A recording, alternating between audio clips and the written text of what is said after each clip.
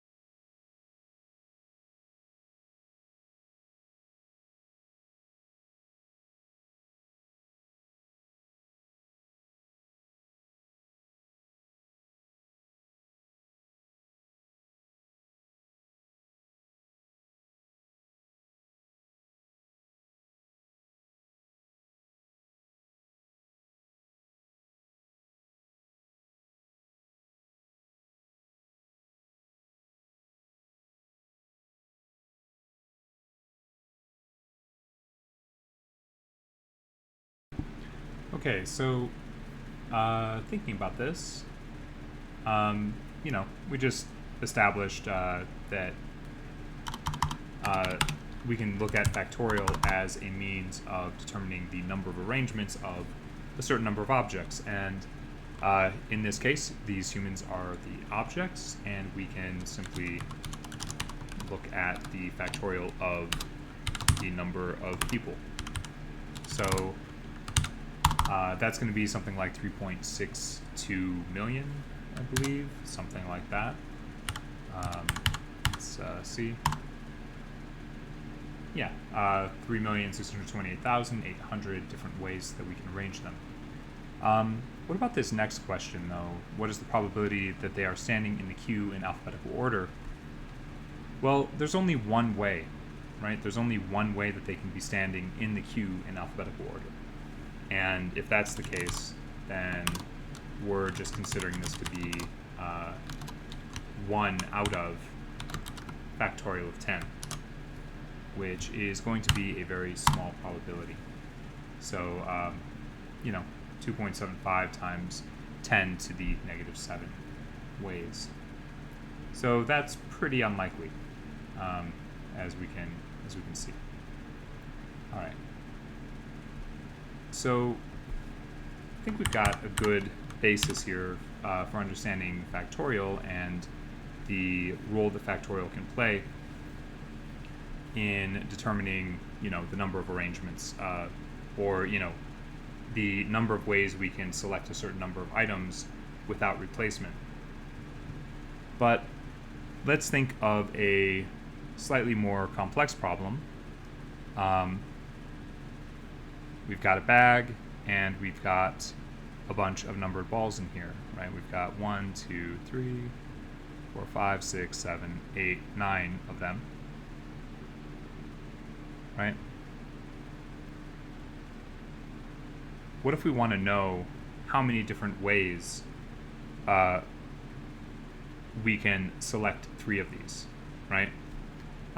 Well, that gets a little trickier, right? So we can start thinking about this: 1, 2, 3, 1, 2, 4, 1, 2, 5, and so on. Oh, did I say 10 balls? I think I put 9 here. Let's put a 0 ball in there while we're at it. So 1, 2, 3, 1, 2, 4, 1, 2, 5, all the way to 1, 2, 0, let's say. And if you think about it, we could systematically figure all of these out, right? We could determine that. There isn't going to be a 1, 2, 2. That's not a valid option. There isn't going to be a 5, 5, 5, right? Each number has to be unique within this number. So offhand, if we were to select 10 of these objects and we were considering how many different ways we could order them, there would be 10 factorial ways, right? As it turns out, we can reduce this number. We can reduce this number to accommodate a smaller selection of numbers. Now, how do we reduce it? Well, it's pretty easy, actually. We can say 10 minus, well, in this case, we're selecting k. K is 4 items. We're going to say 10 minus 4 factorial. So we're going to effectively reduce this 10 factorial space by 6 factorial. And if we write this out, I'll just go ahead and erase that. If we write this out kind of longhand, right, this is 10 times 9 times 8 times 7 times 6 times 5 times 4 times 3 times 2 times 1 over 6 times 5 times 4 times 3 times 2 times 1. We're going to get rid of all that, and it's going to be 10 times 9 times 8 times 7. This procedure is helping us find permutations of a certain number of objects out of a certain number of objects. In this case, we're looking at 10 objects and we're permuting 4 of them. so 10 permute 4. And the way that the general formula that we're going to use here, n permute k, sometimes you see this as r, n permute r, but we're going to use k because it comes up so much. N permute k is just n factorial over n minus k factorial. So that's pretty nice. That gives us, that gives us a closed formula for determining the number of permutations. We don't have to break this out into, a bunch of for loops and stuff. Although we are going to do that shortly, because this formula may give us a count, right? We're counting. This may give us a count of the number of permutations of k out of n objects, but it doesn't give us the actual permutations, right? This only gives us the count of permutations. Something to consider with permutations is this idea, we say this all the time, we say with permutation, order matters. Well, why do we say that? It's because we're dealing with arrangements. The order of an arrangement matters inherently. And you can kind of see that factorial is a special case of permutations. And why don't we just justify that? If we have 10 objects and we're wondering how we permute 10 objects out of 10, which would be 10 permute 10, then what we're looking at is 10 factorial over, 10 minus 10 factorial, which is, 10 factorial over 0 factorial. Of course, 0 factorial is 1. So we can see, even in the closed formula, how this works. This just leads us back to that 10 factorial. So 10 permute 10 is just, 10 factorial. We can see that. So we say order matters. And the reason we say order matters, because, well, why wouldn't it matter? There's another form of counting called combinations that we're going to get to in a little bit, and we're going to see that order doesn't actually matter with combinations, and we'll make a justification for that. So let's use counting as an approach to discover permutations, and this is going to be very much like, what we've been doing with counting, right? Just generally, we can think about counting. We can think about getting to permutations through a reductive approach, sort of like what the formula for permutations does, right? It's reducing the space. It's reducing the count, through division in that case. So let's think of n in NPK. Let's think of n as being a counting system, right? This is an n-based system. And I'm a fan of base 3. So let's use base 3. It's also, there isn't much base 3 that we have to work with. So I have over here a chart of base 3. And let me just snag this.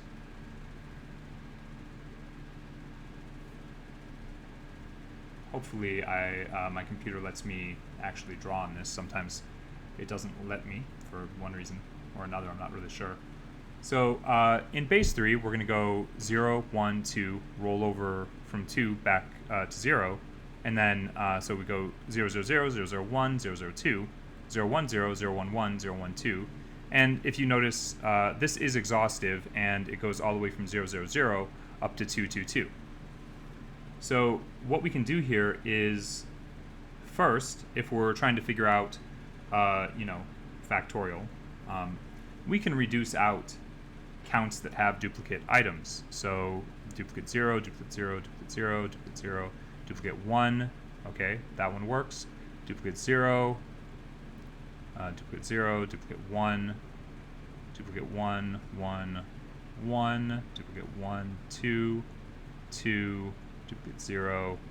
Let's see, 2, 1, 0 is fine. 2, 1, 1, 2, 1, 2, 220, 221, 222. Okay. So how many of these are valid? Oh, 022 is not valid either. Okay, so how many of these are valid? It shouldn't be any surprise. We kind of already did this exercise at one point. 012, 021, 102, 120, 201, 210. I kind of like this because there's something like an emergent pattern from this if we look at it. So we can see that there are these permutations, pretty straightforward. If we are considering a k of 2, ooh, okay, see, okay, well that's not bad. All right, it's a little glitchy, but that's fine. Now we have 2 lines through everything, so we are further emphasizing what is and is not a valid permutation. If we're considering a k of 3, right? If we're talking 3 permute 3, right? We've got a k of 3. Then we can see that this is 012, 021, 102, 120, 201, 210. If we have 3 permute 2, right, where we have a k of 2, then we're going to have 1, 2, right? 2, 1, 0, 2, 2, 0, 0, 1, and 1, 0. Okay. So these are all unique still. I think it's kind of interesting looking at k is 2 and k is 3. These yield the same number of permutations. And then what about if k is 1? So 3 permute 1. I think this shouldn't be too surprising. I think we just get 2, 1, and 0, right? Those are the 3 potentials there. So we can, we're going to do this programmatically in a moment, and we're going to use other objects. We're going to use some kind of sort of abstraction from this. There's a question, what does k mean? K is the number of items we're selecting. And it's interesting, this use of k comes back over and over again, all over prop stats, machine learning.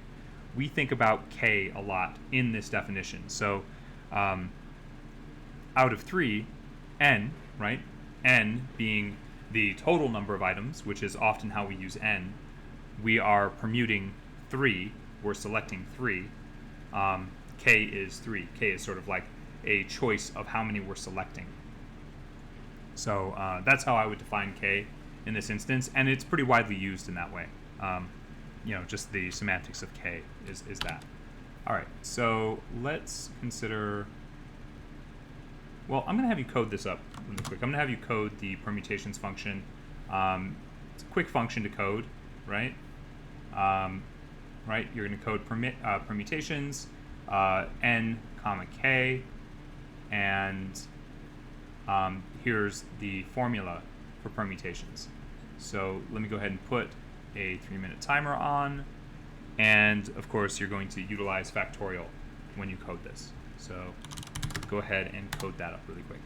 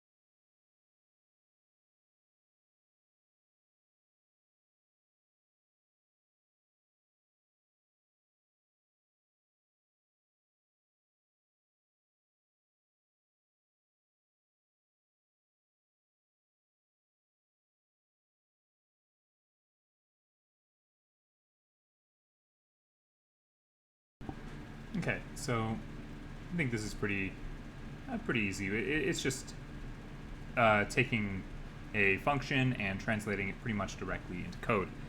So we're calling this permutations, and we're going to pass in excuse me, n and k, and we can just return the factorial of n divided by the factorial of n minus k. Something to consider here is that we actually want this to be an integer, right? If we think about what it is, it's going to be an integer. So I'm going to go ahead and set that as an integer. And so that will work, you know, if we print permutations, and maybe we'll just do 10 permute 10, we'll be able to see what this works out to. Works out to the right thing, right? 3.628 million.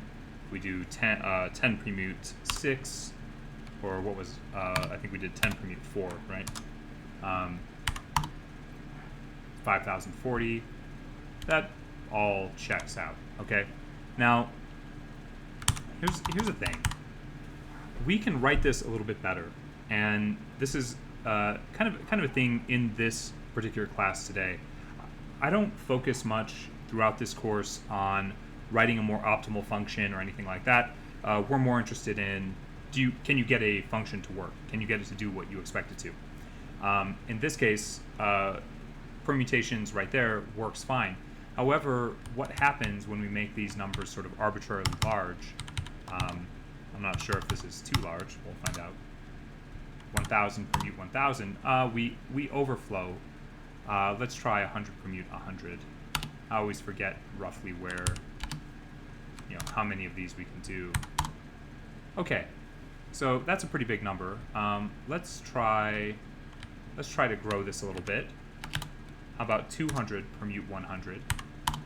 And this is pretty obscenely large, but these are numbers that don't really exist in the universe. But what if we go up to 500 permute 100? Let's see what that does. So I'm trying to incrementally grow this until I see a certain thing happen. Let's see how far we can take that. Okay. How about no? All right. I should really have some preset numbers that I've played around with. Well, let's try 110. Okay. So something starts happening where this number starts being a little less trustworthy. And that may sound weird to say, but maybe we can demonstrate this. Maybe I can make this number a little bit bigger. It's too big. At some point, we start zeroing out because we cannot store a large enough number. And I'm trying to demonstrate that, but it's not really happening for this, which is fine. Either way, this is a bit of a hard number to trust. And what we are running up against, or what we are prone to run up against, is a type of precision error. And we can mitigate that. What do I mean by zeroing out? That's a really good question. At some point, we lose precision, and see where I'm highlighting? Often these numbers will start becoming zeros because our computer's like, forget it, I'm done trying. And we just get a bunch of zeros over there because we can't really store a number that is arbitrarily large. We're getting a kind of overflow here. If we try to divide by too large of a number, like in this factorial operation, we're going to essentially tank our ability to be precise. Okay? And so when I say zeroing out, often we're going to see zeros out here way on the right of the number. That's not happening here, I think maybe just because of the numbers I chose, but I want to write a slightly better function which will allow us to maintain precision a little bit higher in the numbers that we generate. So this will be, 850 and 100, that works? Okay, let's try that.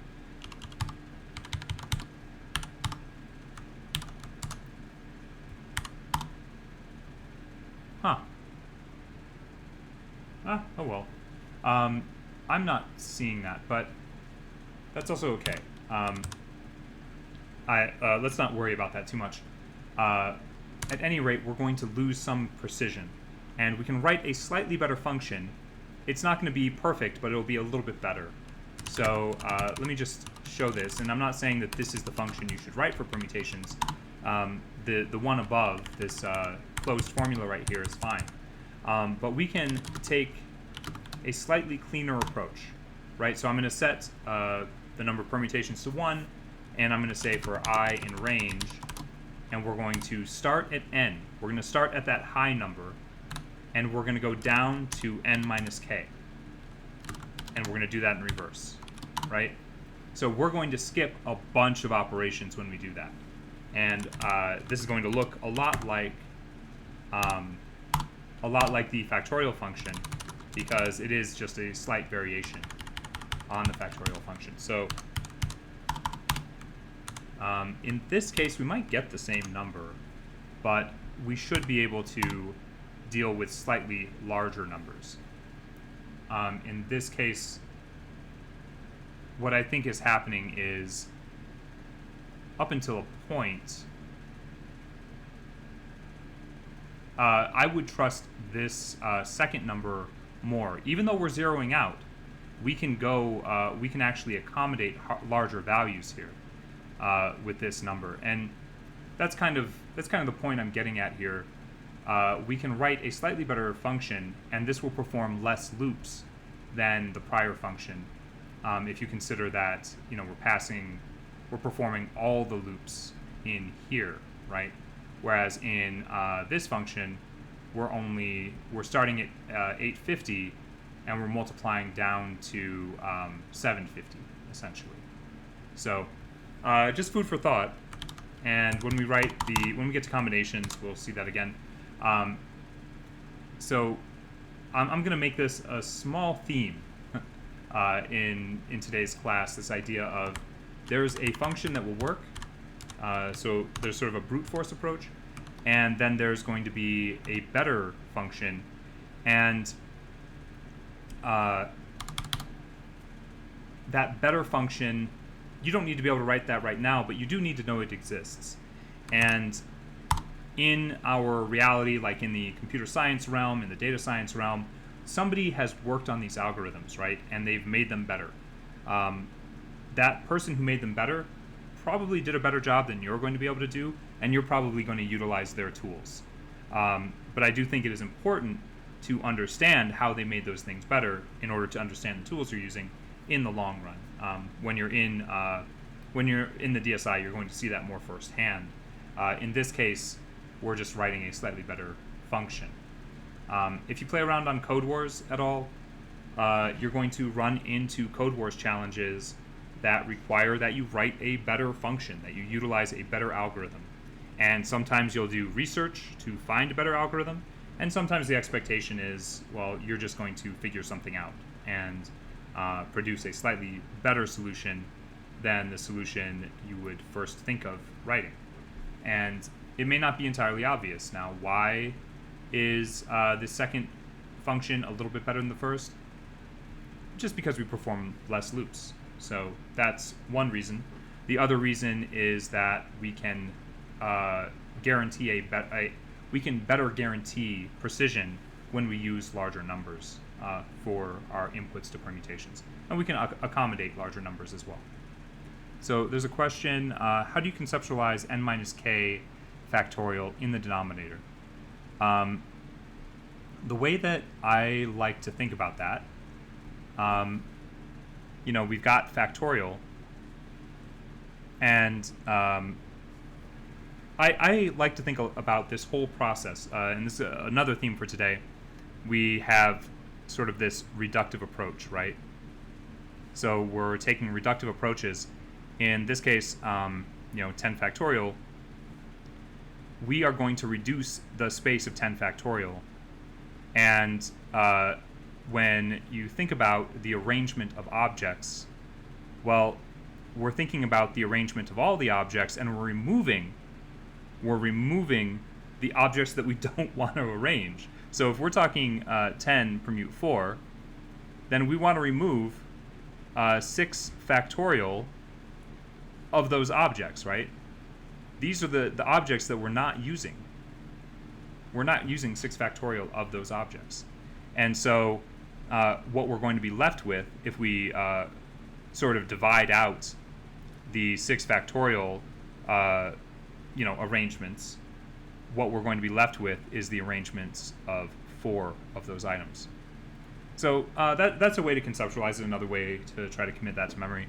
And 10 permute 4 is really 10 factorial.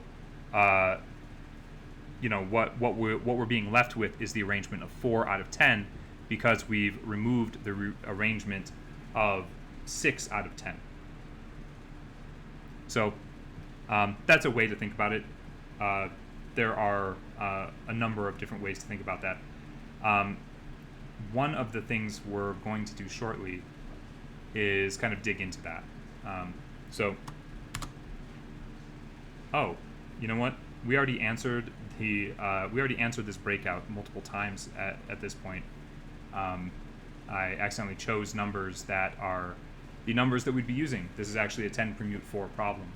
But let's just look at it. It's a good textbook problem. It's the kind of thing that you might see in the interview or elsewhere. You have 10 students, and you're conducting a science fair where 4 students will win first, second, third, and fourth. Right? The order matters. It's a big difference between winning first place and third place.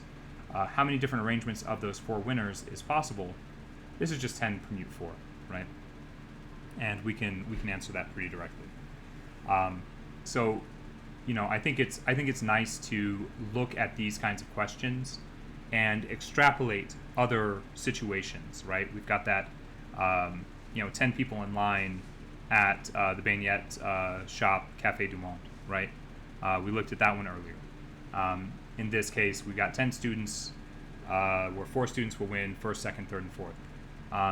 Maybe we have the Tour de France, right, where we have however many cyclists or maybe however many teams, and well, that's not a great example because 2 people on the same team can win first and second. Let's think however many cyclists, and we're talking about the first 3 places, right? How many different permutations are possible in that scenario? That's a phenomenon that we can describe, and we can answer probabilistic questions once we think about it just a little bit. So we'll skip that one because we've already essentially done that. So speaking of all this reductive approach, I'm going to code through a reductive approach to discover the actual permutations. So not just the count of permutations, but the actual permutations. And what we're going to see here is kind of an emergent pattern that implies an algorithm. And when we see that emergent pattern and the implied algorithm, we can start thinking about, we're not going to do this directly, but we can start thinking about a better function to get permutations out of a list of n objects. So what I'm going to do here is I'm going to define a base system I'm going to use strings because I think they're helpful. Let's make some animals: ant, bat, I don't know, crawdad, eagle, and how about falcon? So there are 5 of these, and we're going to think about, let's say these are, this isn't the best idea for these animals, but let's say we have 5 pets and we have 5 beds for those pets. What are all the different ways that we can arrange those 5 pets in 5 beds? And we'll just take for granted that a bat and a crawdad want to sleep in the same bed, and I think that's workable for what we're talking about. So the first thing we're going to do is we're going to count, right? And that's going to be just what we've seen. We're going to have a first animal in our base 5, and we're going to have 5 nested loops,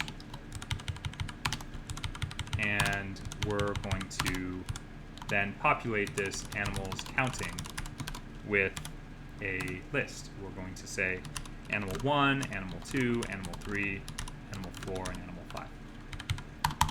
Okay, so that's counting. We can say for each animal in animals counting, let's print that animal.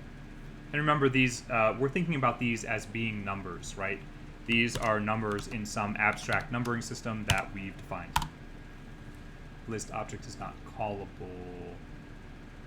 because I did not append. There we go. Okay. All right. So here we're counting from ant up until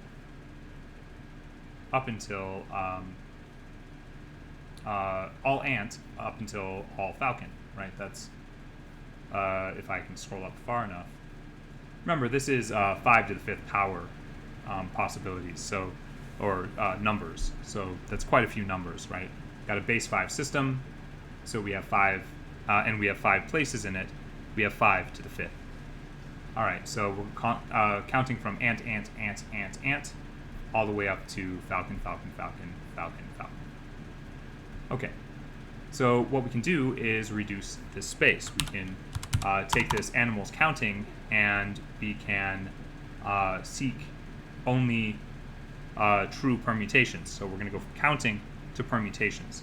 So we're going to say for each animal in animals counting, I'm going to do this with a Boolean flag. That's one way we could do this. I'm going to set permutations to true, and if we discover it's not a permutation, then we'll set it to false and we'll break. So for each animal in animal, actually let's do for each animal, let's do for each A. For A in animal, if A dot count, oh actually let's do this. If an dot count of A is greater than 1. Maybe I'll make this a little bit better. So let's do for animal list. Maybe make it a little bit more understandable.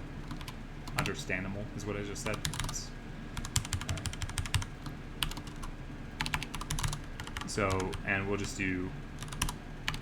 So for each animal in animal list, if animal list dot count of the animal is greater than 1, if we have duplicates, if we have more than 1 in there, then we know that it's not a permutation. So we can set permutation to false, and we can break that loop. And now we're back out here at the top of the loop, and we can ask, is it a permutation? If it is, and I don't need to say if perm is true, I can just say if perm, then we can say, what did I name this? Animal, oh, I need a collector up here. Sorry, I didn't make that collector. So these are going to be our animal permutations. If it is a permutation, a true permutation, then we can append that animal list. Right? Okay. So now we should have permutations. This is not the cleanest way to do this in the world, right? We need to have as many nested loops as we have animals, but you know, it's going to work.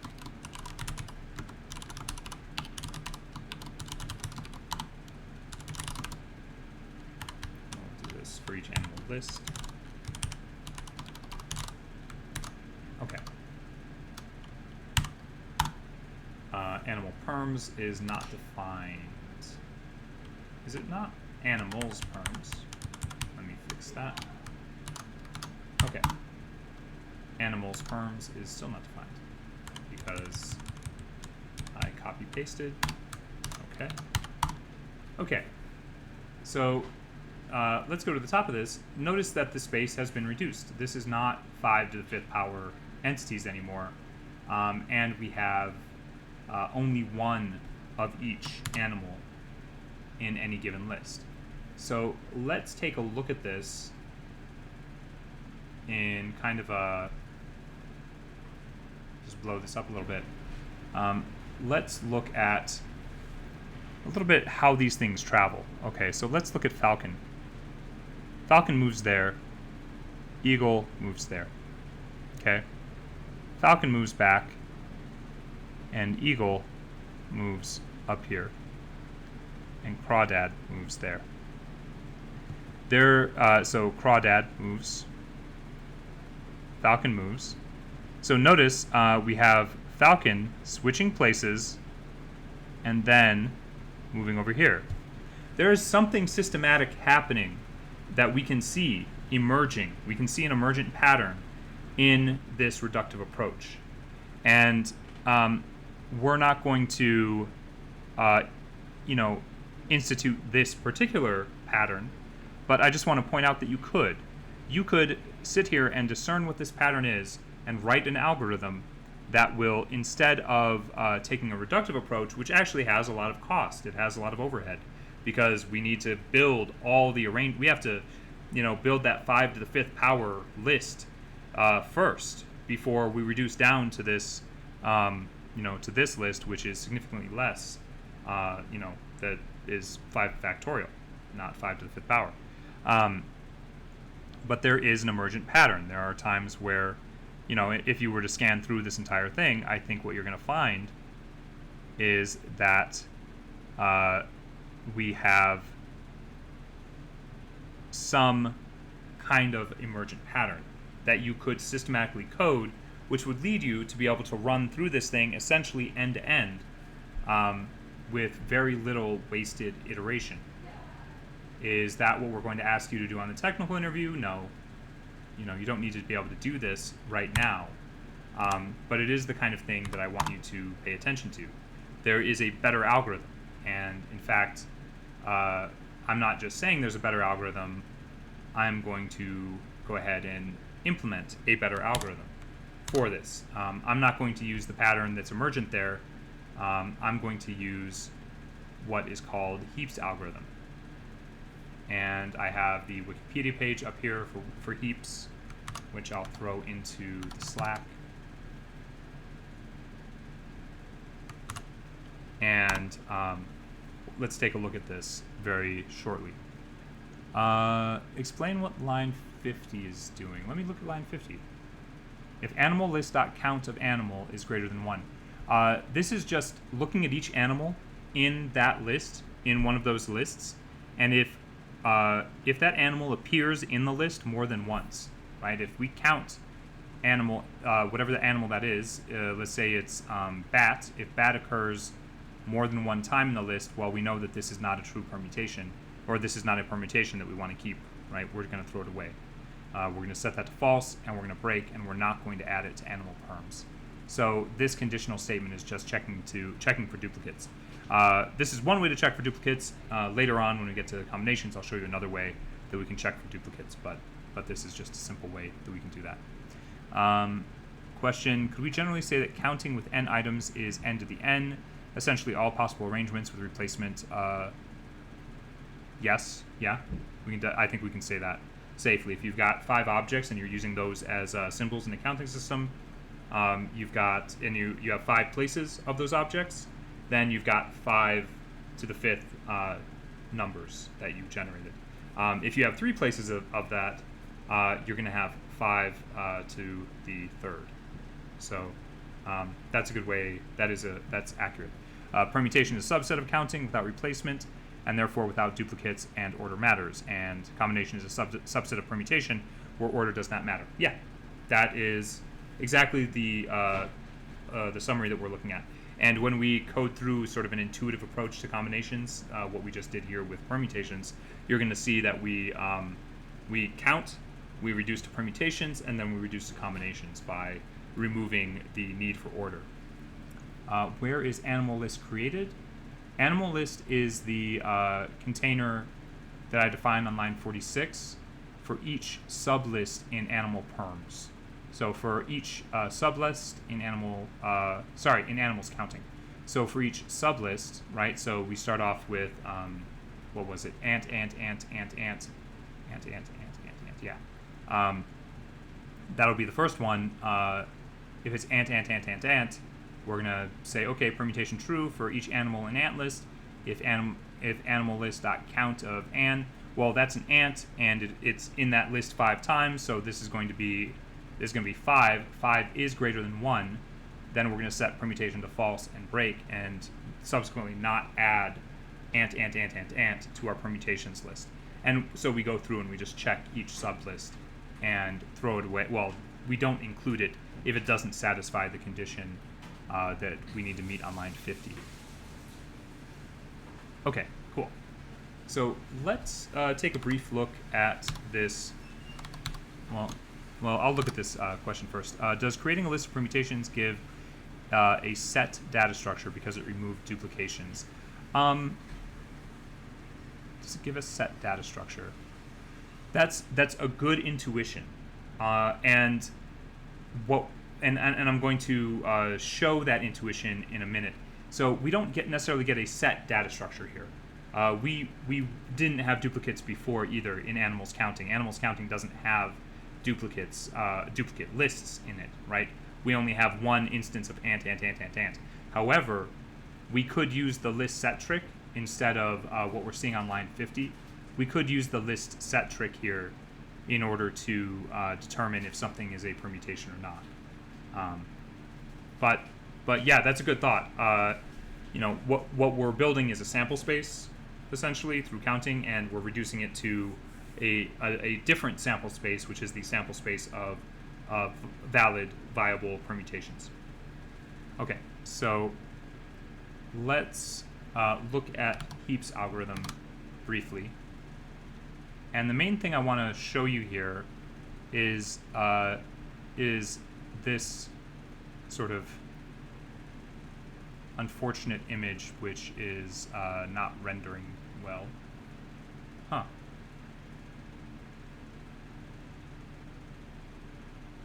Okay, how about I try this? I'm just going to grab a snippet of this, and let's see if we can just look at it. What I want to show you here is that this is essentially a swapping approach, right? Where we take 2 items, we swap them, and then one of them travels, and one of them persists. Then we swap again. One of them travels, one of them persists, and we swap again. This is a pattern. This isn't the pattern that we saw, but it's not the pattern that we saw. It's very close to it. This is a pattern for determining permutations, and we can generate all the permutations of a certain number of objects with this approach. So I'm going to kind of speed code through this algorithm in just a second. And I want to be very clear that you don't need to be able to write this algorithm on the technical interview, but it might be the kind of thing that you would need to write within the data science immersive. Like, that's not out of the question. These kinds of algorithms, really are prevalent. So let me show you something in algorithmic language. I'll just pull this up here. So this might be a little frustratingly small, but I'm just going to scan through this really quick and show you what something looks like written in a more strict algorithmic language, right? So we've got this statement, procedure generates, right? And then we've got things that look like parameters that are being defined. This is not a programming language. This is algorithmic language. And we've got some explanation here, some comments within this structure. And then we have some data structures, some loops. Notice we've got for and end for, right? It's sort of like a period on the for loop, end for, so we know we're not looping anymore. And we've got a statement of output, and output here is saying that we're collecting some value out. And then we've got what we call a while do, which is essentially a while loop. It's just a while loop. And we can go ahead and see certain structures in this. We've got a swap function, right? This is what we were seeing is we were swapping items, and so we'll need a swap function. We're looking at the essentially we've got what we call a stack pointer C, which is keeping tabs on each of the items, and we are checking the mod of the contents within this. So we've got a table that is keeping track, and we're modding, the evenness or oddness of the values in there, and we're swapping accordingly. So I'm going to just, like I said, I'm just going to kind of speed code through this and implement this algorithm. And I want you to see just the kind of thing that you will find yourself doing in the DSI, except with machine learning algorithms. This is not a machine learning algorithm per se, but it is an algorithm with a reasonable amount of complexity. And, it's something that you can code once you get to a good level with your coding in general. But you have to pick apart that algorithm and understand kind of what's going on. So, like I said, we're going to need some kind of swap, a swap function. Oh, sure. Sorry, let me paste in, I think starting from, I don't think I actually pasted in our permutations functions, did I? So I'll put those in there as well. Okay. Okay, so here we're going to start in with heaps, and I'll annotate this. So this is heaps algorithm for permutations. And, oops. Sorry, let me just close Chrome out. Okay. All right, so we're going to need to swap items. And I think this is kind of a cool function. It's a good function to figure out how to write. We have a list, and then we're going to swap two indices in that list. And so I'll just call this index 1 and index 2. And maybe I'll make this a little bit bigger so it's easier to see. And I'm going to do this kind of, we could write this with a few less lines of code, but I'm going to go ahead and just keep it nice and open. So the first thing I'm going to do is make a copy of the list, and that's just so I'm not modifying the argument that we passed in. I'm going to make a temp variable, okay? And the way to think about this, let me just show this in a drawing. The way to think about this is we have, we've got this list of objects. If we have a temp variable, then we can take this object and put it in there, right? And I'll do that. And then let's say we're swapping it with this object. Well, we can then put this object in there, right? And we have, I'm sorry, I'm doing that backward. Let's say this is that. We can then take this and pass it over here. So now object 3 is in object 1's position, but we have object 1 in this temp, and we can just replace it like so, and complete a swap. So that's going to be the purpose of our temp variable as we see it here. So temp is going to get list sub index 2, and then we can say list sub index 2. Well, it's safe to overwrite that, right? Because we already have that somewhere else. And we're going to overwrite it with index 1. And then we can say list sub index 1. We can overwrite that with temp. And we can just return, at that point, we can return the list. Okay. So that should work. Let's test that with a simple list. We've got 1, 2, 3, 4, 5. Let us swap the 0th index with the 2nd index. So we should be swapping the 1 and the 3.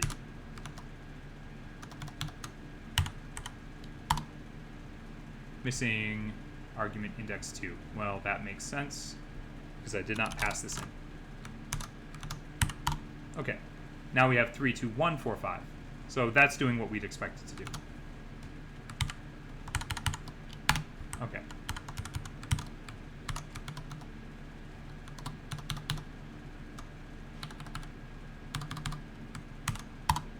Okay, so let's continue forward with heaps. This is what we call a non-recursive algorithm. And I'm writing this as a non-recursive algorithm because we don't cover recursion in this course. There is a recursive form of this. Recursion is just when a function calls itself. There are certain things that we've been writing that we could write with recursion, but it's going to be a little more confusing if we do that. So I'm avoiding recursion as it goes. Will I keep or paste the swap tests? I'll keep it in there.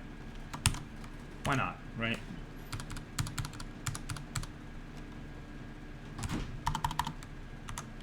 And I'll put that in the Slack as well.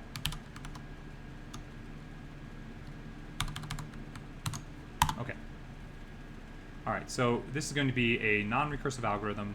Don't worry too much about that. I just want to distinguish it from what we think of as a recursive algorithm. Okay, so the first thing, I'm going to avoid modifying that list. And to do that, I'm just going to make a copy of it, right? So in Python, the way we're teaching this, that's generally a good practice. Are you always going to do that? No, not necessarily. For our purposes, we're going to ask you to do that. And now, remember there was that thing that held the stack state. It's essentially a table. I'm going to build this with the length of the list that we pass in. So offhand, here's a little bit of Python magic. What this is going to do is it's going to take this list, whatever the length of that list is, it's going to construct an object that, let's say the length is 3, it's going to construct an object that has zeros set, 3 zeros set. And then these are going to be able to keep track of each object that we are permuting. I'll just do that, leave that comment in there. And so we need to make an object, a collector for collecting the permutations. And we might as well collect the initial permutation. So I'll call this perms, and this is going to be list, copy, and we're going to retrieve up until the kth item. So notice we explicitly have a value of k here. So we could pass in a list that has length 10, and we're looking for 4 of the objects in a length 10 list. That's fine. We can do that, and we are collecting our first permutation in consideration by slicing up until the kth index. Okay, so I'm going to set a pointer, what we're going to think of as a marker for that C structure, and I'm calling it I, and this is a stack pointer, for better for worse. It's sort of like keeping track of the position within C. Okay. This algorithm will, if you take this and you compare it to the algorithm on heaps, it's going to follow pretty closely. Okay, I'm going to use an explicit while loop. So while I is less than the length of our list copy, this should indicate something. We are going to perform only as many operations as we need to perform in order to collect all the permutations. We're not going to, we aren't taking a reductive approach. We're taking a swapping approach. Okay, so if C sub I is less than I, so here essentially we are going to lead to a few different paths, okay? And then I mod 2, right, we're checking evenness first. And if I is even, we are going to swap the position 0 with I. And this is kind of nice because if you look at heaps in the context, if you look at that image of heaps, that's exactly what happens. You can see that we swap the 0th position initially. We swap A and B initially. Okay, so else, in other cases, we are going to swap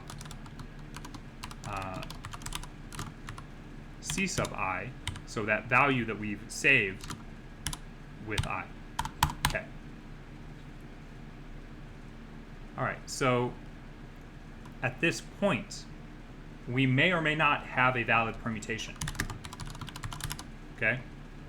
So if this, we may or may not have a new permutation. So if that version, right, list copy sliced to k, if that is not in our permutations, then we are going to put it in our permutations. We're going to append list copy sub k. So upon condition, we are collecting permutations, upon condition that we haven't collected it already. So at this point, we can increment the counter. We can say C sub I is incremented by 1. And then we can reset I to 0. Okay, so that's under the condition that C sub I is less than I.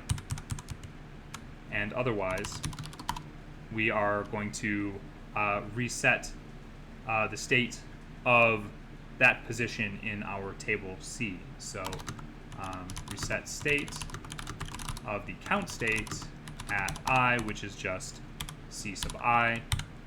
And it's okay if you feel lost at this point. And then we increment I by 1.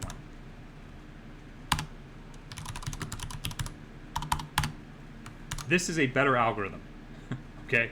This is a better algorithm, and it's going to allow us, why don't we try this with our animals? This is going to allow us to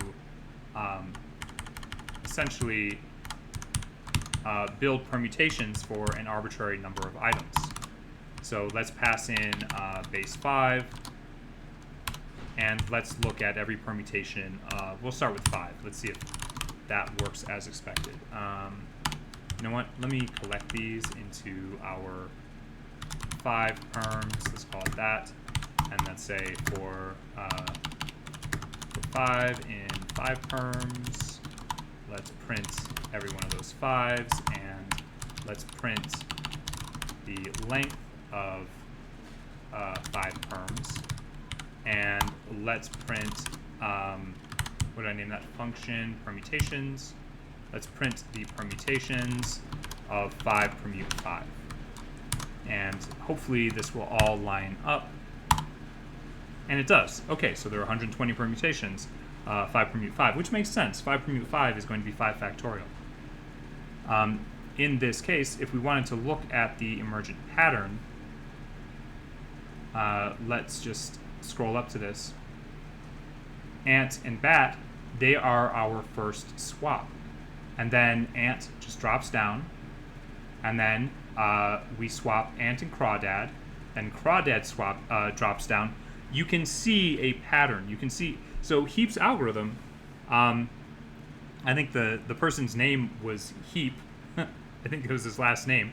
I should probably double check that before I say that over and over again. But I believe this is just somebody's observation. They were like, okay, well, I've got these objects. I'm just going to move them around, and I'm going to come up with a way that this will be pretty fast. And we get this algorithm out of it. So this is the work of a person, right? This pattern is the result of somebody's dedicated work in observing an emergent pattern that, we could do this. You could invent something like this. You could also invent an equally efficient algorithm, right? This is a pretty efficient algorithm. I don't think there's a faster algorithm in terms of just the algorithm. I think there's faster implementations of this, but there are alternative algorithms to this one, and they are going to look different. And you could likely design one that hasn't, well, that probably somebody else has already designed, because, mathematicians just get really exhaustive with stuff. But, this is an invention, right? This is the work of somebody's creativity. Okay, so let's, last name was Heap. I second guessed myself, so I'm like, that can't be right. Last name Heap, but yeah. Okay, so let's take a 5-minute break, and when we get back, we're going to get into combinations. And we'll take the reductive approach, and then we'll look at a better algorithm for combinations as well.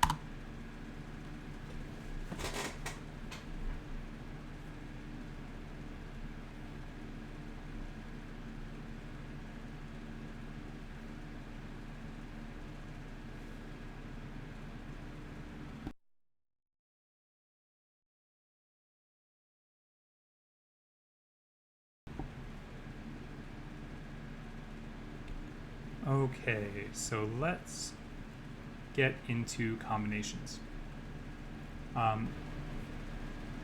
We've been thinking in terms of reducing space, right? We're going from factorial to permutations, which is sort of reduction, where factorial is a special case of permutations. But maybe we're trying to think of less objects, right? Taking less objects into consideration. Combinations is a reduction from permutations, and maybe a way to think about this is if we have 0, 1, 2, and we're talking about all the permutations of 0, 1, and 2, right? We can figure that out. This is 3 permute 3, 0, 1, 2, right? We can select 1 or 2, and then 0, 1, 2, 0, 2, 1, 1, 0, 2, 1, 0, 2, 1, 2, 0. 2 is going to be 0 or 1, and then it's going to be 1. That's going to be 0. So we have 0, 1, 2, 0, 2, 1, 1, 0, 2, 1, 2, 0, 2, 0, 1, 2, 1, 0. Well, what if we are, what if the order of these doesn't matter? Well, it turns out that all 6 of these at that point can be reduced down to 0, 1, 2, right? This is the only arrangement that matters. 0, 1, 2 we're going to think of as being equivalent to 2, 1, 0, or 2, 0, 1, or whatever.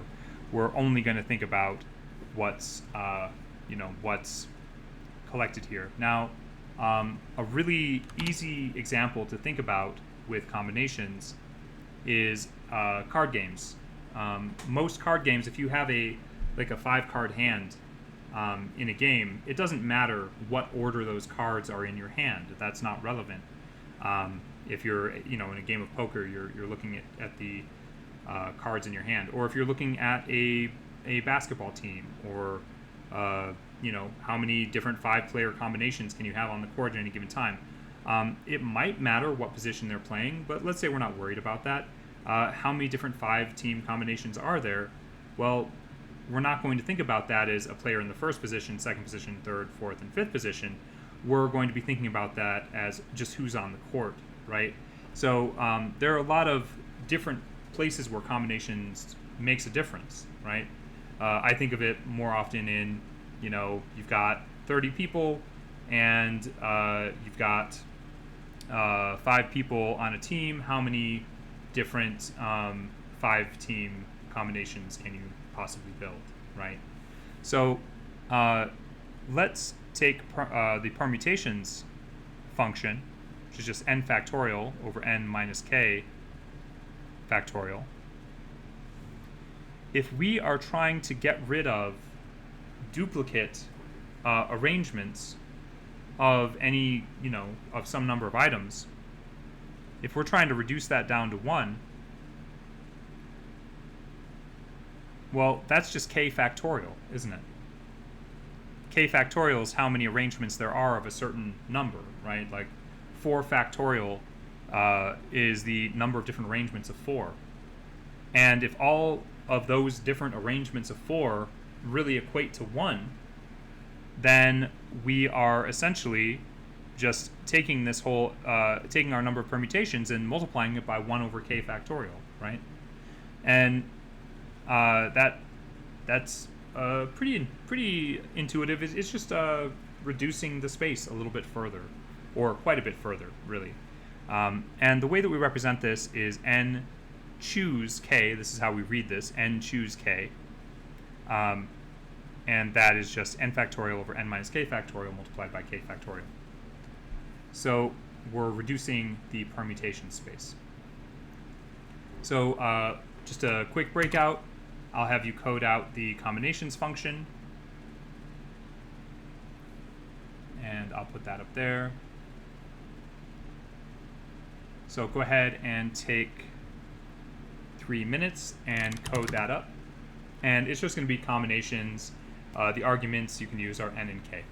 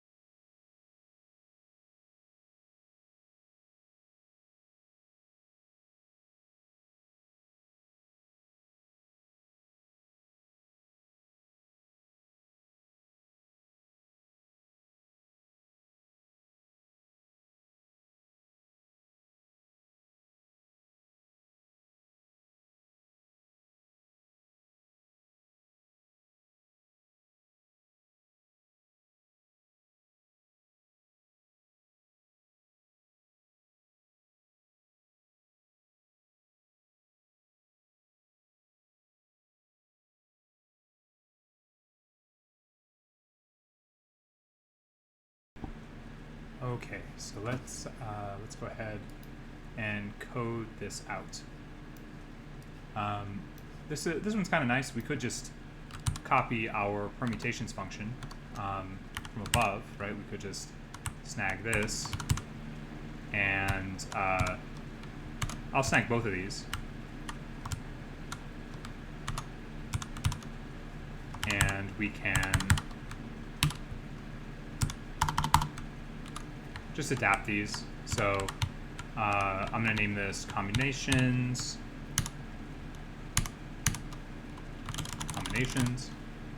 And we're looking at n factorial over n, just move that, n minus k factorial multiplied by factorial of k, right? And so that one should work. Not sure, am I missing a closed parenthesis? I am. Okay, that's good. Okay. All right, so let's try this with some other numbers. Let's do, well, if we have 21 basketball players and we're thinking about 5-player teams, we can ask, well, how many different, if you have 21 people, how many different ways can you do that? I'm also going to build out this second combinations version. So, you know, this is pretty much the same thing. All I'm going to do, honestly, all I'm going to do here is divide by factorial of k, and this will be a slightly better combinations function. So let's see if there is or is not an error in there. 20,349 different 5-player combinations from a 21-person basketball squad. So that's a lot, right? That's a lot of different combinations. I think sometimes these numbers become or can be a little surprising, right? I think we often have these, you know, if you've got 21 people and you're like, oh, well, how many different combinations of 5 do we have from that? 21 does not seem like that many people. But then when you start breaking this out, you really see that there's a lot to work with there. There's a large sample space that you can generate if you're considering the combinations of 5 from 21. So not entirely intuitive, right? And I think part of learning prop stats really is breaking some of your intuitions that are maybe a little bit fallible, maybe built-in kind of human cognitive biases or other things, and kind of realizing just how strange our universe is sometimes. But yeah, let me talk about this again. So in this case, what we're doing is we're starting at n, and we're sort of, instead of let me just show what I mean by this. I think it's easier to draw this out actually. If we have, let's do 10 choose 5 for this. So 10 choose 5. This is going to be 10 times 9 times 8 times 7 times 6 times 5 times 4 times 3 times 2 times 1, right? And that is going to be over, well, if it's 10 minus 5, this is going to be 5 factorial, which is 5 times 4 times 3 times 2 times 1. And that is going to be multiplied by 5 times 4 times 3 times 2 times 1. So instead of iterating through the entirety of this top part, what we can do instead is eliminate one of these operations and just iterate 10 times 9 times 8 times 7 times 6, get the result of that. That's our number of permutations. That would be 10 permute 5 is what we're seeing up here. And then we can just divide by 5 times 4 times 3 times 2 times 1. And so that's what's being reflected in this code right here. So this is just that top part. This is our 10 times 9 times 8 times 7 times 6. So hopefully that that clears up what's happening there. That's why it's a better algorithm. It's just going to be that many less loops that we're performing. Okay. So let's consider, let's do the same thing for combinations that we did for permutations, which, we're going to make a counter list, and we're going to think of the elements in that as being, the base in a number system. The number of elements is going to be, if we have n elements, that's an n-based system. If we have 21 elements, it's a 21-based system. We're going to create a sublist to collect the permutations, and then we're going to, here's the key, we're going to sort the elements that are in that sublist, right, to make a canonical list. And then we are going to remove duplicates. So you can see very clearly when we do this, this is going to be a reductive approach, and I'll talk us through it as we go. So what I like to call this is, I like to call this an expensive counting approach. And we're going to use the problem of basketball players. And we're going to say out of 11 basketball players, we can have teams of 5. How many teams of 5 are possible? Notice I'm using 11, not 21. The reason is that if I use 21, this is going to take a really long time. This is an algorithm that will sit there and it will run and run and run. And I'm going to show you an alternative to this counting approach. And then, given if we have time, I'll show you, kind of a better algorithm, sort of like what we did with heaps. But I'll just go ahead and implement the itertools combinations algorithm that's described in the Python documentation. So we know offhand how many combinations there are. We have a combinations function. So the number of combinations is 11 choose 5, right? I'm just going to set that. We'll come back to it in a bit.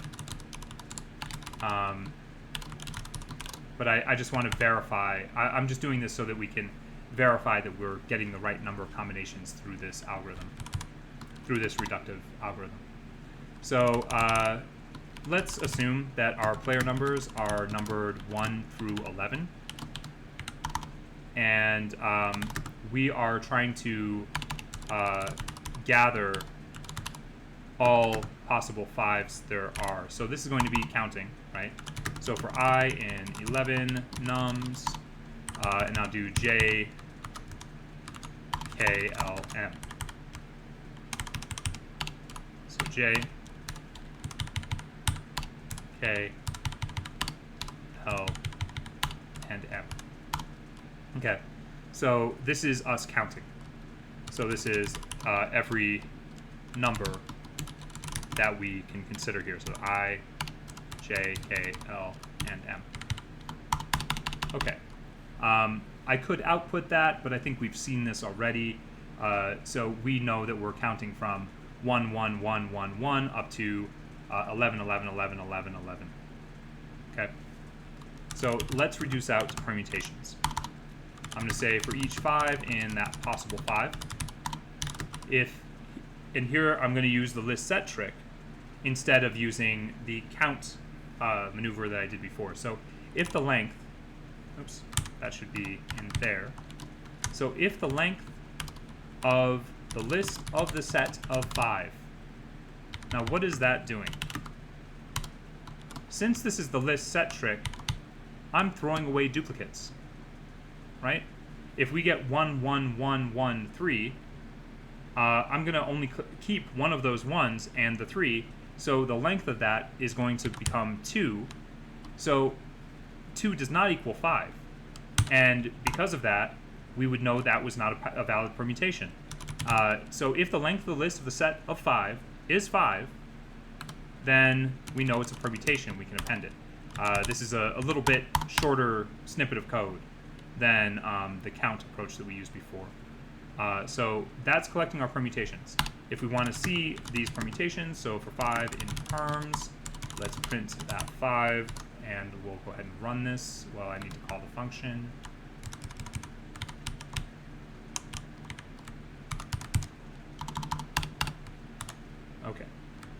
and let's call this guess basketball perms, I guess. Okay, so this should give us something to look at.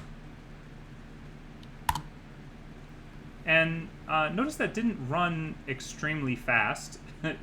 it took a second, right? It's like, okay, there's a lot to do, but we get all the permutations of 5 from 11 out of that.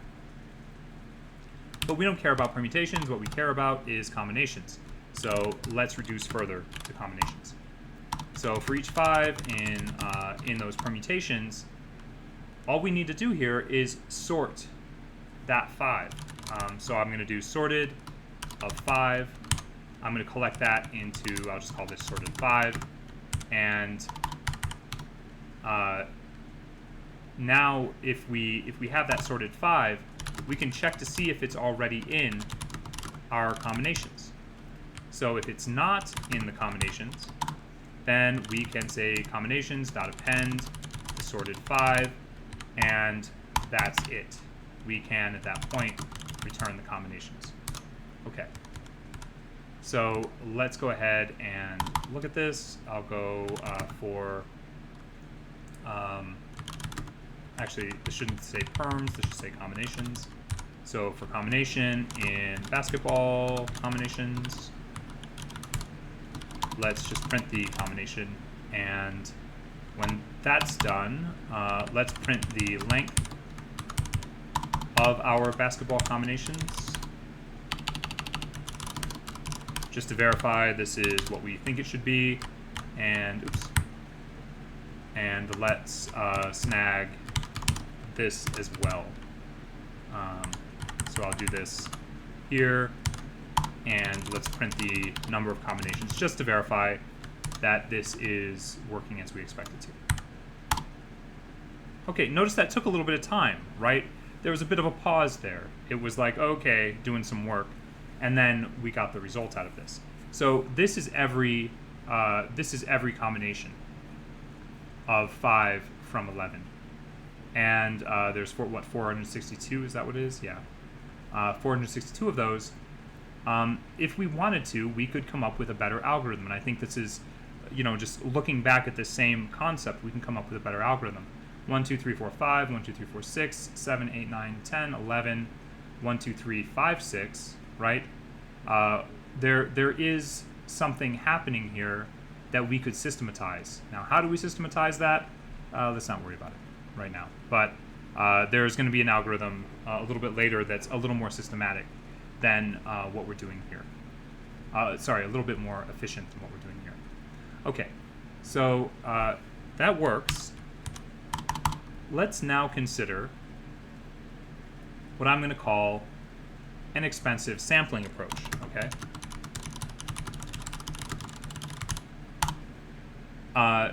We can sample 5 players from that list of 11. We could also we can make this a little bit more. We can handle larger numbers. Let me say that. If we were going to try to do 21 choose 5 with the prior algorithm, that's going to take a while, right? That's going to be a little bit more lift for our poor machines, and this approach is going to be a little bit more efficient when we get to larger numbers. Strangely, because we're going to be guessing in this case. So I'm going to say from random import choice, and I'm going to call this basketball combinations sampling. And what I want to sort of impress on you with this is that sampling can help you solve otherwise intractable problems that are going to take too long to solve, right?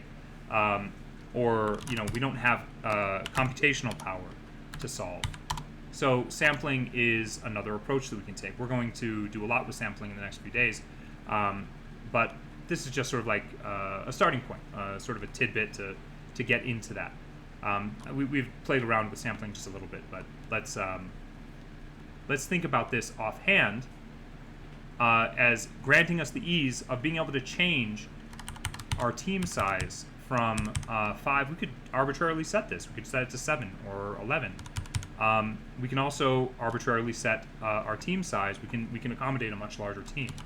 So I'm going to set our player range, and this is going to be the range from, we'll start with the number 1 up until the team size plus 1. And I'm going to utilize, I'm going to use our combinations function here to cap us off. Okay, I'm going to say if we have enough combinations that we have met the number of combinations we would expect, then let's go ahead and break our loopage. So the combinations of the team size, and that'll be against the number of players, right? So that's going to be our exit condition right there. So let's build a player combination, and we'll again use a while loop. We can do this without while loops, but let's not. I think it's easier to express this, more readable to express this with while loops. There are ways to do this with for loops, but I don't want to inundate you with my code style that other people might find a little repugnant. So we're going to get a player number out of our player numbers, right, out of our player range. So that's going to be between 1 and 11 by default. And we're going to see, well, offhand, if that player number is not in our player combination, then we're going to say player combination dot append the player number. So that's how we're going to build a 5-person team, right there. And number of players, right? That's going to be 5. What's the for loop version? The for loop version, just to give you a sense of this, would be for whatever in range a whole huge number. So if we wanted to do this with a for loop, the way I would do it is, personally, how I would do it, I would look for the maximum number of iterations we're likely to perform with this while loop, and then I would set this to that. So maybe this would be for whatever in range 30 or 50 or something like that. That's what I would do, just to satisfy the curiosity. And then I would have an exit condition if the length of the player combination exceeds, or is, if it exceeds the number of players, then we're going to break out. Or if it meets the number of players, then we're going to break out. But this is the kind of quintessential use of a while loop. And in Python in general, I tend to avoid while loops because they're a little more expensive. But for this problem, it doesn't matter. Okay. So now we're going to sort that player combination, right? We're going to make the canonical version of the player combination, and then we're going to check to see if it is not already in the combinations. If it's not, then we're going to append it to the combinations, and that's it. That is our algorithm. And something that I think is interesting to watch is we can watch this slow down. Okay, think about it. We're going to find a player combination early on that it's very likely that player combination will not be in our collection of combinations. But later, more and more, we are going to, it's going to take us longer to find a combination that isn't already in there. So we're going to watch this slow down in real time. And maybe, how should we do this? Let's set the team size to, let's just try this with team size 21. And number of players 5, and we'll just see that we can oh, did I say avoid for loops? I don't avoid for loops, sorry, I avoid while loops when I can. I generally avoid while loops when I can, just to correct that early on. While loops tend to be more expensive, and for loops, they will pre-allocate space in order to run. So they tend to be more performant than while loops because they know how many times they're going to run. But it's inconsequential for a number of problems. For some problems, it starts becoming important. But at that point, there are other ways that you can accomplish the same thing. Yeah. Okay, so let's print the length of yeah, let's just print the ultimate length of our basketball combination samples. That should say samp of the team size and the number of players. So this is, I'm printing within here. So I'm just going to print the final length of this just to verify that we're getting all the combinations when we do this. And then I'm also just calling the combinations function so that we can verify that against the count. Okay, so let's take a look at this. Hopefully, okay. So it's going pretty fast so far. At some point, it's going to start slowing down a bit, and well, maybe it'll slow down. We'll see. But something to notice here: there isn't an inherent order when we sample, right? There is no emergent pattern we can get out of this the way that we could through the reductive approach. We can't necessarily glean a better algorithm from looking at this. And there we go. It's starting to slow down a little bit. It's going to take a little bit longer and longer to find new instances that haven't been seen before. So not sure how long that's going to take, but I think it will take a little bit of time. So I'll just leave that visible because I think it's interesting, right? It's one of those things. One of my favorite things to do, and when you're in this space, you start developing strange interests, right? Like if you're watching a neural net build weights or something like that, you might want to output the weights of that neural net periodically in the terminal, and it's fascinating. So you sort of watch these numbers change, and you can't always interpret it in real time, but it's still interesting, and it gives you a sense of the underworkings of the model. So that didn't take that long. That wasn't that bad, considering that we just performed 21 choose 5 and we did it correctly. If we would have taken a counting approach with our prior function, that would still be running, right? If we would have even started it a while back. When I said outputting weights, that's in reference to training a neural net. As neural nets train, their weights update, and periodically you might output the weights to see what they're looking like, to see how much they're changing as time goes on. It's something that you'll see in the DSI for sure. Okay, so let's consider a better algorithm for combinations. And when I say better, I'm actually referring to a library called itertools that has a permutations and combinations function built in, where you can get all the combinations. You can get all the permutations of a collection of objects. You're going to see me use a keyword in here called yield. And what yield is going to do, it's going to essentially make the function I write into what we consider a generator. And what that means for us is that yield is going to kind of take something we've created and put it into kind of a holding space. It's going to put it into a place where it's in interim memory, and when we call the function, we can pull out these objects from the generator. So it's sort of like returning in real time. Instead of returning a big object at once, we're going to return, incrementally. We're going to return a little bit at a time. So every time we find a combination, we're going to yield it into a collection that's sitting somewhere else, instead of collecting into an output list or something like that. What did we solve with this sampling approach?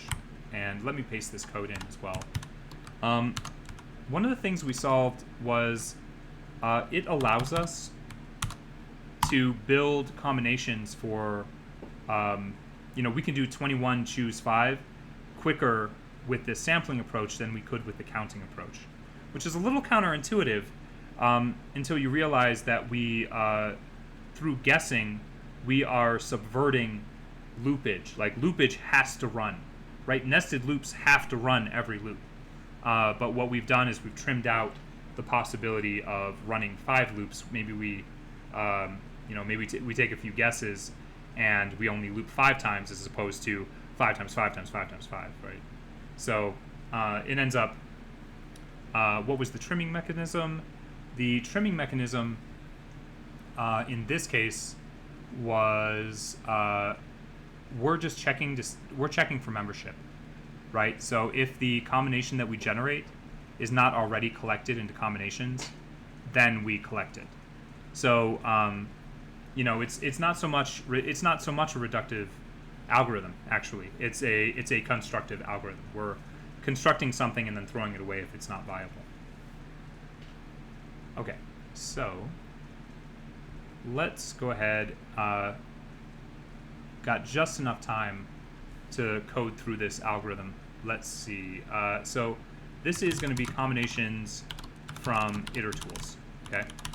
Itertools is in the Python standard library. You can import itertools and use the combinations function from that. And if you were to do that, this is the underlying algorithm. I simplified it just a little. Well, I made it more readable, but this is essentially the same algorithm. So the first thing I'm going to do, and this may seem a little weird, I'm going to get a frozen version, what I'm going to call a frozen version of the input. And what that just means, is just I'm going to make a tuple, because we can't modify a tuple, and then we're going to work from that. And then the number of objects we have is going to just be the length of, well, we could just use that frozen tuple. We could just use the length of the list. Either way is fine. All right. And we're going to collect combinations when it's all said and done. So here's a little fault control. If in this list of objects we're looking for, k of 7 when we're looking at a list of 5 objects, well, that doesn't really work. That shouldn't work. So we're just going to return none in that instance. Okay. So first thing I'm going to get is a list of the indices, and that's going to be between 0 and k. Okay. And already we can yield a first instance of. We can yield our first permutation. So what's happening here?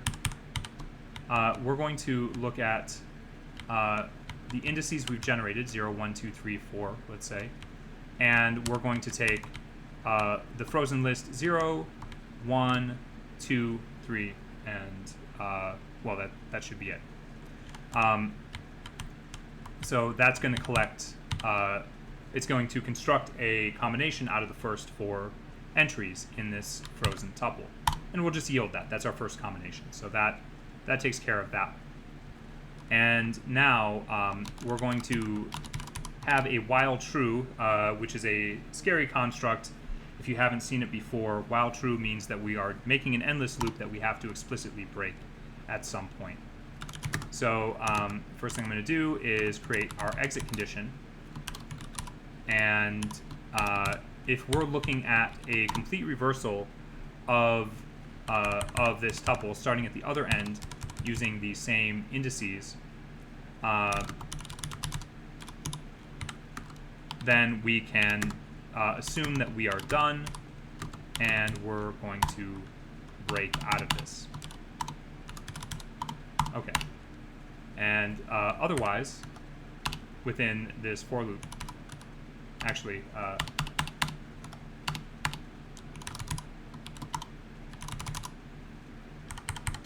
okay.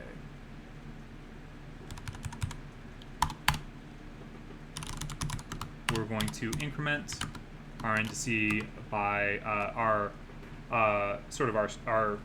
C, right? Remember, for heaps, this was C. Here we're calling it our indices. We are going to increment the value of it at each indice by 1. And we're going to say for every subsequent index up to k, we're going to say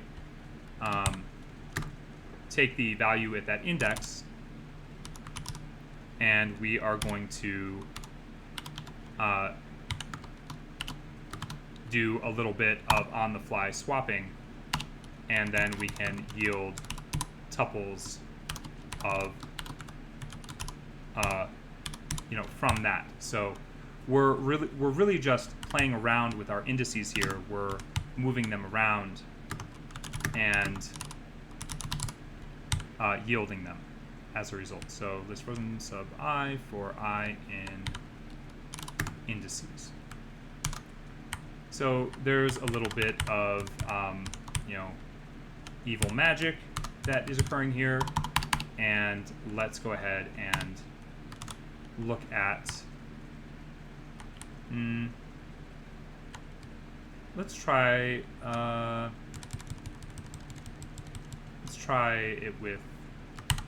it just with our animals. So we'll do no, you know what we should do? Let's do a list of the range from 1 to 11 plus 1, and this will be our basketball numbers, and let's do basketball numbers, and k will be 5, so we'll iterate over this. So for a team in that structure, let's print each team. And I'll just build a counter here, so that'll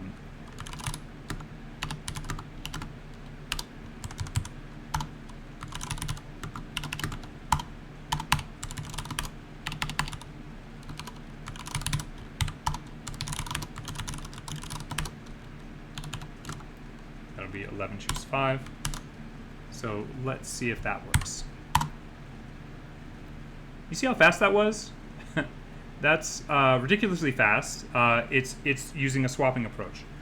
So there's 462 of those. Let's see how fast that works with a 21-person team.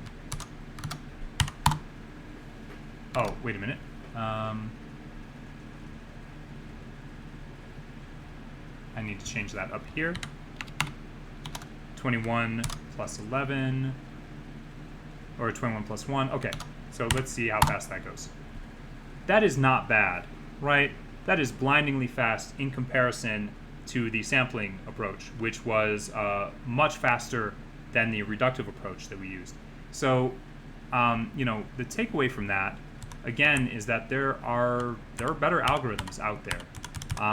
You don't need to know how to do that right now, but I think you do need to know that those exist, right? And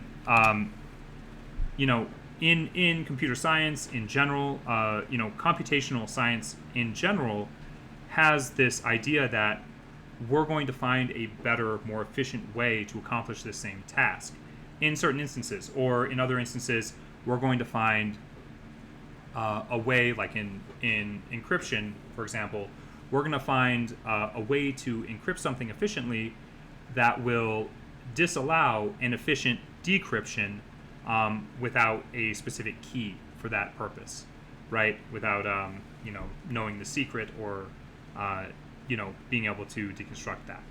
So this idea of algorithmic performance becomes very important. It's very important in data science because you might have a project where you have a few 100,000 images, and you're trying to train a convolutional neural net to be able to express the sentiment of people in those images, like happy, sad, angry, right? You might have a small set of emotions that you're trying to read off of those people, off of a tagged image set. You might throw that into a CNN running on a blindingly fast computer with an incredible GPU processor and have that thing running for like 4 or 5 days, and get a good working model out the other end of it. But that's 4 or 5 days of intense computation building that model. And so there's a push to find more efficient ways to do everything we do, whether that's on the hardware level with say with GPUs, where we're doing that's not necessarily more efficient, it's just way more parallel operations, or at times maybe you don't use as complex an algorithm. If that less complex algorithm, if that simpler algorithm performs just as well as the more complex algorithm, well, you might just apply Occam's razor there and say, well, let's use the simpler algorithm because it doesn't cost as much. But there are going to be times where you need to write more efficient algorithms, especially when you're doing SQL queries. You might need to write a more efficient SQL query. You might need to avoid using loopage, to solve a numeric problem, because using loopage, you start, especially with nested loops, you start exponentiating the number of loops that you actually perform. So there are times where you can't get away with it, right? There are times like where you're counting, where you need to explicitly count everything. Well, in that case, you can't really avoid a nested loop, or you'd likely use a recursive approach, but essentially that's a nested loop for counting. But there are times like with permutations and combinations where that reductive approach is much more expensive than using a more optimal algorithm. So what do you need to know from this? What do you not need to know? Let me tell you what you don't need to know for the technical interview. You do not need to code heaps. You do not need to code the itertools algorithm. It's important to understand the reductive approach to permutations and combinations, but we wouldn't ask you to code through that offhand. But the collection of those objects, that's important, right? How did we go about collecting this? How did we go about building a sample space? And that's important. And of course, with any of these, if there's a closed formula, mathematical formula, we would expect you to be able to code that. Like if we said here, if we gave you the permutations formula, and we said, hey, code permutations or code combinations, we'd expect you to be able to do that pretty readily. Okay, so the next few classes, we're getting into our what I call our general analytic approach and into discrete distributions. That's going to be the core of what we're going to think about in terms of the technical interview. So if you can read ahead into binomial and Poisson, especially those two, that'll be very helpful for the next few lectures. But that's lecture for today. Thanks so much. I'll stay on for a few minutes and answer questions.